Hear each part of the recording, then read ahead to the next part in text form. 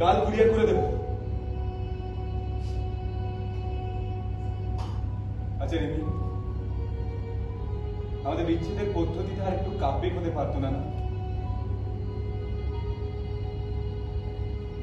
আসলে ক্যামেরার পিছনের সব কথা তো ক্যামেরার সামনে আসে না। এক্সট্রা এপিসোডস ব্যাংকিং এর জন্য, তাই তো কয়েকটা এপিসোড আমি লিখে দিয়েছিলাম, মনে পড়ে? হ্যাঁ। রঞ্জন খুব বুদ্ধিমান রে রিমি, ও এগুলো পড়েই বুঝে গিয়েছিল যে লেখাটা তোর নয় আমার। কিংবা তুই হয়তো কখনো বলেছিস, তারও কোনোদিন হয়তো আমাদের বাড়িতে এসে ওই ডায়েরিটা হাতে পায়। আমি এরকমটা ভালো আছি রে রিমি। 6 টাকার সিগারেট, কম দামি মদ চুরি করে আইডেন্টিটি তৈরি করে না আমার হাতে সইবে না। কৌশিক বলছি যে চলি। এই শোন না কৌশিক। হরিদ্বার ড্রাফটটা দিলে তোকে পাঠিয়ে দেবো, দেখে নিস। কৌশিক প্লিজ একটু দাঁড়ান। আপনি এত কথা বলুন। হ্যাঁ হ্যাঁ স্যার, আমি শুনেছি। ডোন্ট ওয়ারি, একটু বসে রাখুন, আমি দেখছি। তুমি আজকে ফোন করছো? তুই আবার ফোন করছো না কেন? ও দেখিনি, শুটে ছিল তো তাই সাইলেন্ট ছিল। এই সবে ব্রেক হলো। জি সায়ন, সব ঠিক আছে? এই সায়ন শোন। হ্যাঁ দাদা। বলে এই মাস্টার সিকোয়েন্সের ফাইলটা একটু দিয়ে যাবো। আচ্ছা, স্কেডিউল একটু চেঞ্জ করতে হয় বুঝলে। নেক্সট উইকে রজতদার সর্বাণীর দিকে পাওয়া যাচ্ছে না। মানে ওদেরই তো ঠাসা সিন রয়েছে নেক্সট উইক। ঠাসা সিন রয়েছে, হ্যাঁ, সেই জন্যই বলছি একটু অন্যরকম ভাবে ভাবো। একে তো সিনিয়র শিল্পী, তার উপরে আবার ফোরামে ভর্তা করতাম, বেশি প্রেশারও দেওয়া যাবে না। কিছুটা কম্প্রোমাইজ করতেই হবে। এই কাজটা কিন্তু কম্প্রোমাইজ করে হবে না, সেরকমটাই কথা হয়েছিল রঞ্জন। কথা হয়েছিল, কিন্তু সব কথা কি আর একরকম থাকে? কথা তৈরি হয় নতুন নতুন। চিন্তা করো না, হয়ে যাবে। না, একেবারে অন্যরকম ভাবে ভাবা কনসেপ্ট তো, এপিসোড ওয়াইজ চমকগুলো সেভাবেই ভাবা। এখন স্কেডিউল বদলালে তো পুরো স্ট্রাকচারটাই বদলে যাবে, তাই না? বদল তো জীবনের অঙ্গ। এটা কনসেপ্ট আমার মাথায় আছে। তাই নাকি?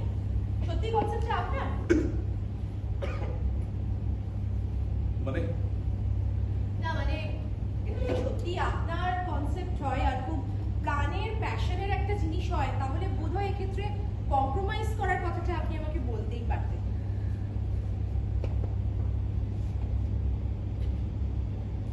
ডায়লগটা গল্প বানানোর সময় কাজে লাগে, প্রোডাকশন কন্ট্রোলের কাজে ওটা ঠিক যায় না।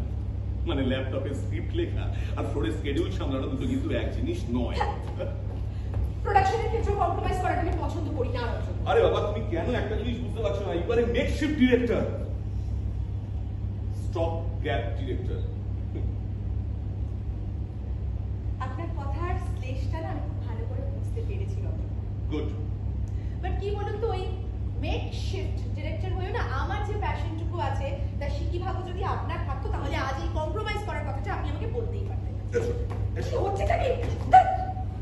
বসো, দেখো দেখো, জাস্ট লুক অ্যাট মি। বলছি এক্সাইটমেন্ট ভালো, বাট ওভার এক্সাইটমেন্ট কিন্তু জাস্ট ভালো। আমি এক্সাইটেড হচ্ছি, তার একটা রিজন আছে রঞ্জন দা, সেটা আমার কাছে ভীষণ ইম্পর্টেন্ট, ভীষণ।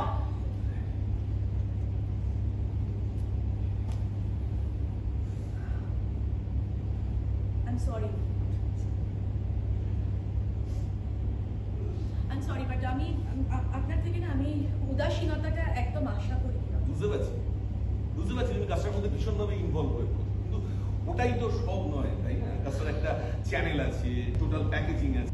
মনে পড়ে লিখে দিয়েছিলিস তোর ঠোঁটের ছোঁয়ায় প্রতিবার আমার চলে যাওয়া।